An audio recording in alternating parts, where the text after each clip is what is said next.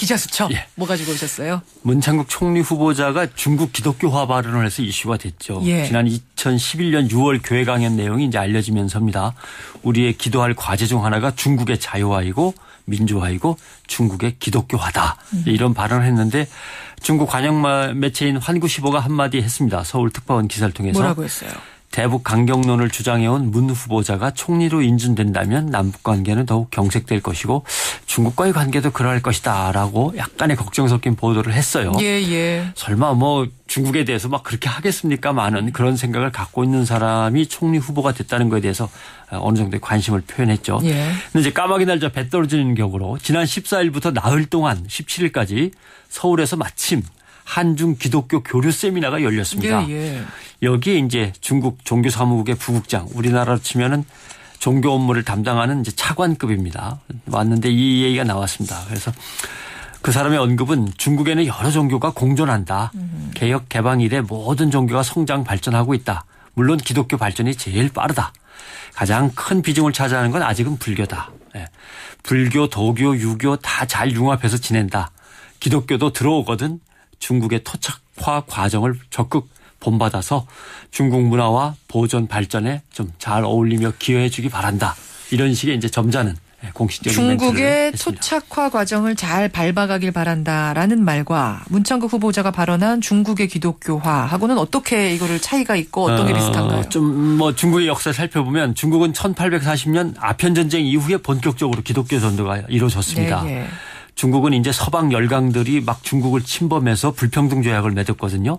그때 이제 선교사들이 무분별하게 중국 대륙에 마구 기독교를 전파했다고 판단하고 있습니다.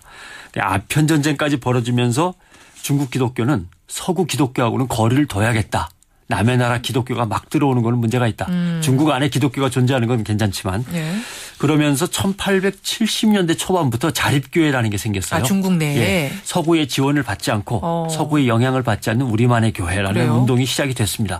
이게 이제 토착화 운동이죠. 예. 그러다가 1949년에 공산정부가 설립되면서 중국 기독교는 자치자전자양이라는 3자 운동을 했습니다. 그게 뭔가요? 예. 여기서 이제 이게 이제 한국의 영향도 있습니다. 6.25 전쟁이 발발하고 북한이 이제 남침하지 않았습니까? 예. 그러니까 중국이 북한을 옹호하니까 미국이 미국 안에 있는 중국 자산을 모두 동결해 버렸어요. 그러니까 어느 정도 미국 교회의 원조를 받던 중국 교회가 어려움에 빠졌죠. 예. 그러면서 중국 정부가 직접 지원에 나섰고 자립운동을 확대했습니다. 맨 처음에.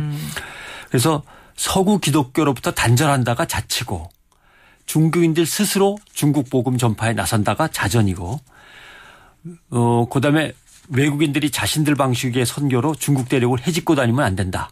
경제적인 지원을 통해서 예속되어서도 안 된다라고 하는 게 자양입니다. 그래서 자치자전자양이라는 3자 운동을 중국 기독교가 벌여나가죠. 그러니까 서구 사회의 영향이나 간섭을 피해서 중국식 기독교를 세우겠다. 그러니까 중국의 기독교가 아예 없는 줄 알았더니 그게 아니네요. 아닙니다. 그래서 이걸 그 안에 자립된 기독교가 있는 그렇습니다. 거군요. 3자 운동이라고 그러고 그래서 중국 교회를 3자 교회라고 지금도 부르는 겁니다. 그래서 사실 중국의 기독교가 전해진 거는 무려 1300년 전입니다. 당나라 때예요. 어디서부터 거슬러 올라가는 거예요? 당나라 때 로마 기독교에서 이단 취급을 받았던 네스토리안이라고 하는 것이 페르시아를 거쳐 중국으로 들어가서 그때 당나라 때 이름은 경교입니다. 경교.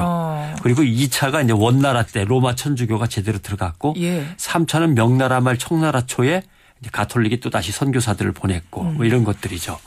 이래 오랜 역사를 거치면서 중국은 기독교를 자기네 방식대로 흡수하고 안 되겠다 싶어서 자치운동까지 벌였으니까 이걸 갖다 나름대로 이해하고 존중할 수 있어야만 됩니다. 근데 공산주의 나라로 지내면서 종교의 자유는 아예 없어진 걸로 알았는데 그거 아니에요? 마오쩌둥이 그랬던 거 아닙니까? 종교는 아편이다 그러면서 이제 찍어 눌렀던 거 아닙니까?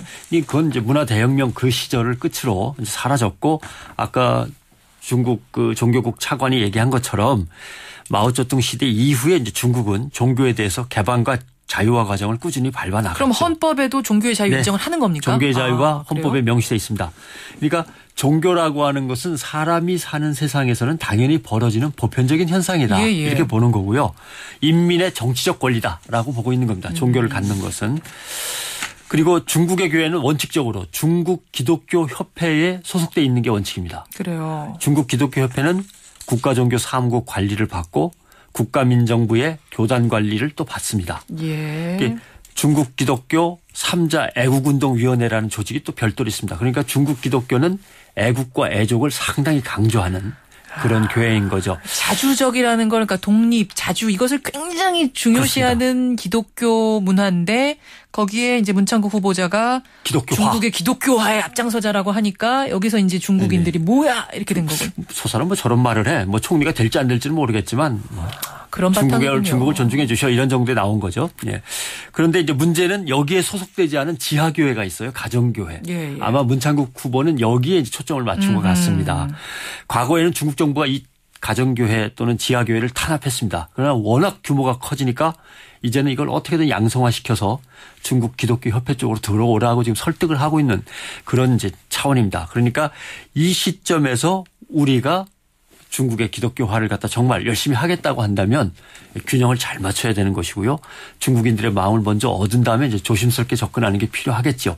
물론 열정에 넘치다 보면은 뭐 당장에 중국으로 다 뛰어들어가서 지하교회를 살려내고 뭐 이런 마음도 있습니다만은 중국 정부의 입장은 또 이렇다는 거를 미리 좀 이해를 좀 하셔야 될 것 같습니다. 중국 관보에 왜 그런 내용이 실렸는가 그 배경 한번 읽어봤습니다. 그렇습니다. 변상욱 대기자 수고하셨습니다. 고맙습니다.